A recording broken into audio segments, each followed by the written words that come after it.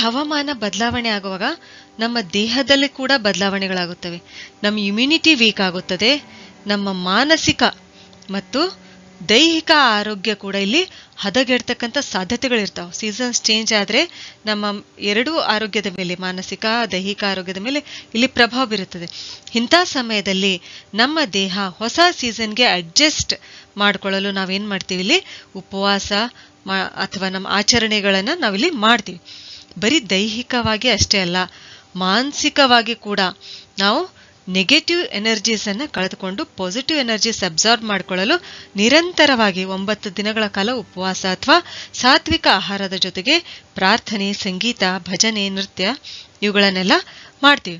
ಇದರಿಂದ ನಮ್ಮಲ್ಲಿ self confidence ಮತ್ತು ಸೆಲ್ಫ್ ಡಿಟರ್ಮಿನೇಷನ್ ಪವರ್ ಹೆಚ್ಚಾಗುತ್ತದೆ. ಪ್ರಾಕ್ಟಿಕಲ್ ಆಗಿ ಹೇಳ್ಬೇಕಂದ್ರೆ ನಮ್ಮ ದೇಹಕ್ಕೆ ಇದು ರೀಬೂಟ್ ಮಾಡುತ್ತೆ ಅಥವಾ ರೀಸೆಟ್ ಮಾಡುತ್ತೆ.